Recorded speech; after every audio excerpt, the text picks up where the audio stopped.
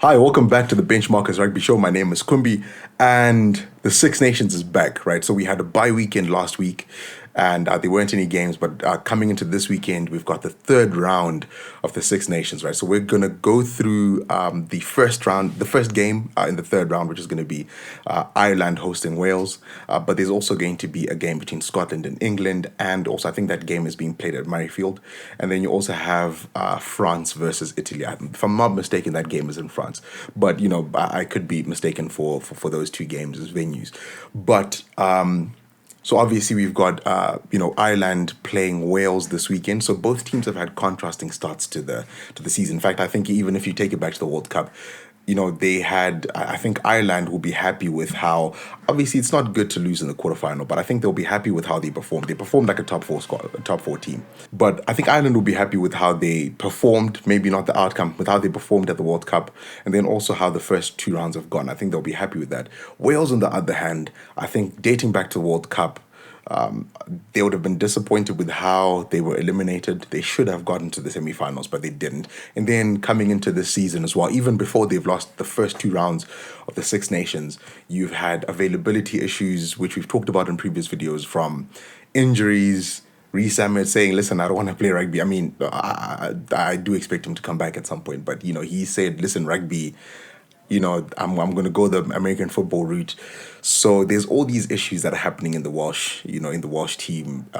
So just if I'm just going to go straight out and predict, I think Ireland are clearly the better team at home. I think they're going to win this game, right? But we're just going to break down the stats, right? So normally we do a model, right? So an AI model that predicts, okay, cool, based on how they perform, based on the opposition, and it factors in all these different things and says, okay, this is the predicted score. But if this team improves this, then the score could be turned in their favor. We're not going to do that here in this video. What we're just going to do is we're just going to go through just the basic averages, totals from these two teams' last two games, the first two rounds of the Six Nations. Obviously, that's not the best way to go about things. I'm fully aware, because quality of opposition kind of changes. Or we're looking at like an overall picture when different things happen in different moments of the game. Sorry about that. So obviously those things, take it with a pinch of salt, but it's just to, just to start a conversation. So we're just going to jump straight into it, right? We're just going to look at an overview of how the games have played out, right? So obviously, like I've said, Ireland has won their first two games. They played France and Italy, right? Wales, on the other hand, played Scotland and England. So even though Ireland will probably have played better I mean, the best team that they've played against so far is probably better than any team that Wales have played. There's a lot of words there, but Wales have played two tough games against two tough opposition, right? So Scotland and England, those are two tough oppositions. So I think, and also, when it comes to the stats, and we're going to look at averages and so on, playing against a team like Italy is going to up your averages. However, right, my argument to that, if that's something that you think, we can't really look at these numbers because of that. I would probably say, because of Wales's issues with availability and all these things that we've talked about, Wales is probably on that level with Italy. I've said in a previous video that if I were to make a prediction on like the team that's going to come last, it's probably going to be Wales, in my opinion. But we'll see how these weekends play out, especially that last weekend between Wales and Italy. But I don't think the averages are that much of a problem because of that. But anyway, the games, points per game, right? So all of these are either going to be per game, averages, or totals, right? So points per game, Ireland has had 37, right? So that's a massive number because they scored 36 against France, if I'm not mistaken. I think it's 36 or 38. 36 against France, 38 against Italy. That is very impressive. The attack has been really impressive. Even though they want to improve some elements of the game, I think that in itself is very impressive. Wales, on the other hand, has had 14.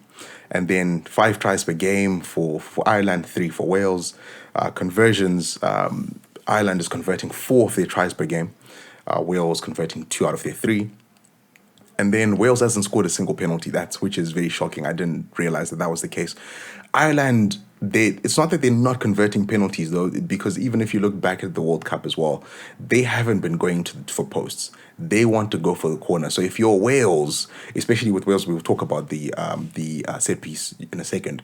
But if you're Wales, you probably want to keep them away from. You want to keep your discipline solid because they'll want to come down to your field and, get get a maul or scrum, whatever, just get a set piece down your side of the field. They have not been going for posts at all.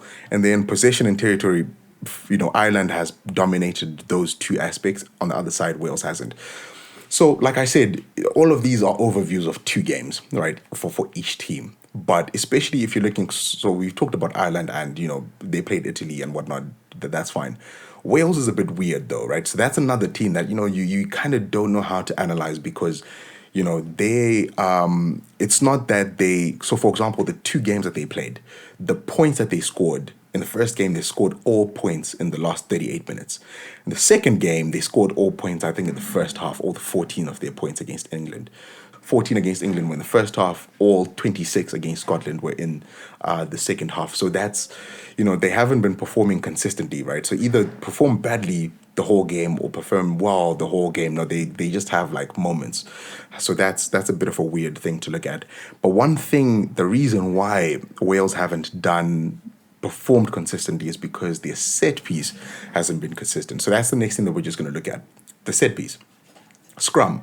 Wales scrum has really struggled, right? So they've had 11 scrums in total, their own scrums, and they've won 7 out of the 11. So that's a 63%. Their front row, inexperienced, it's not doing too well. Obviously, a lot of these things can change, especially after a bye weekend, right? So maybe they could improve here, but their scrum has not been doing well, and it's put them under pressure, especially against the game against England. That did not do them well, right? And then on the other side, Ireland didn't have the greatest set piece against France. I think they lost a couple of... Was this France or the Italy game? But I remember, I think there was a couple of engagement issues and whatnot. So they want to fix that, which, again, by time, that's a perfect time to sort that out. And I think the set piece, the disparity in the set piece, I think is what makes me feel worried for Wales.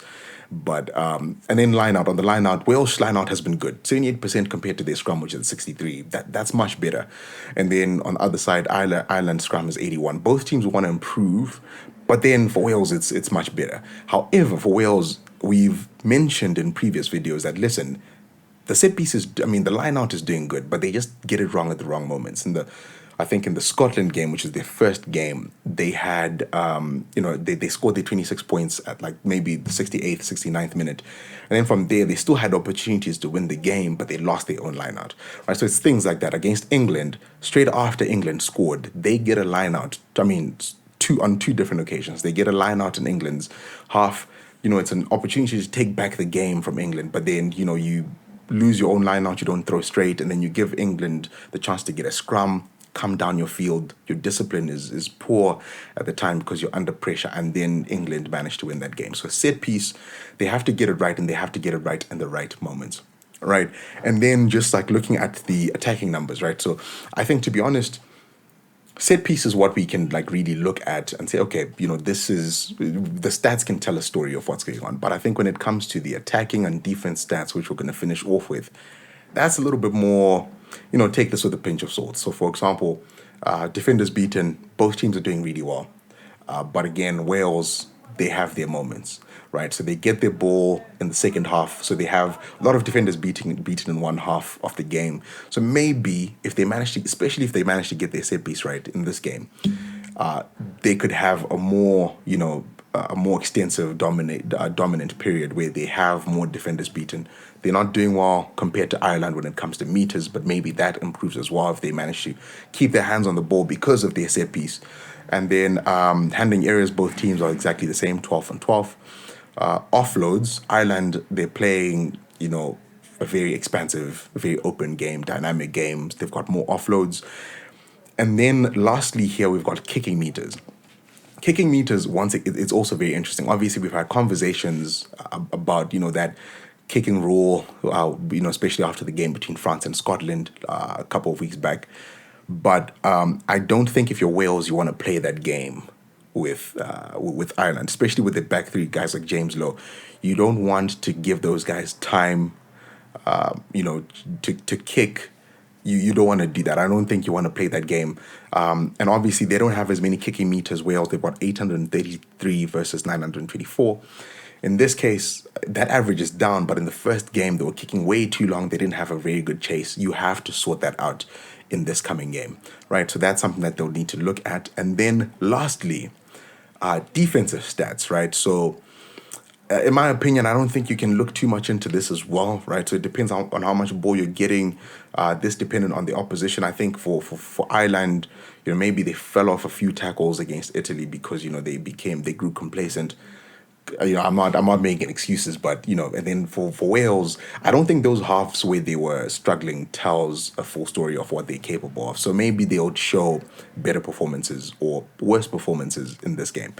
But tackle success, you've got 85% for Ireland out of their 206. I mean, they made 206 tackles, 85% success rate, and then Wales have an 88% success rate. Very good on Wales' side, right? So I think they'll probably want to build on that in this game. Penalties conceded. Welsh discipline has been solid, actually, right? It's just that I think they just do it at the wrong moments. And when you're conceding penalties at scrum, you do not want to do that. So maybe that's also another thing that they want to look at. They've got good loose forwards. I'm forgetting what their number 7 is called, but I think they've got a good feature. So I think they can also create some turnovers as well. They're not really doing as good as Ireland as far as turnovers. They've got 9 versus Ireland's 14.5. But I think they're capable of disrupting the Irish attack in that regard. Then finally, yellow cards. Both teams have had 1 yellow card, so that's not too much of a problem. Discipline, that is, as far as getting off the field. So basically, that is the picture. I think, if you're going to ask me for a prediction, now, I will say I have not gotten a single prediction on this channel correct, right? If you're asking me for a prediction, I'll probably say Ireland by at least 15, right? I know that's a massive gap, but just especially how the set piece has played out, I don't think Wales have gelled all that well.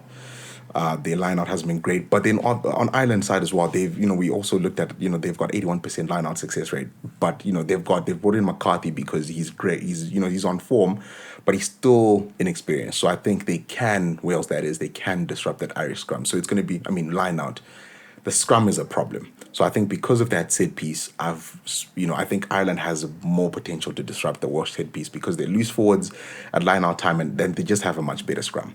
So because of that, I think that then gives guys like Bundy, Ikey, guys like James Lowe, better platform compared to, even though Wales have exciting players.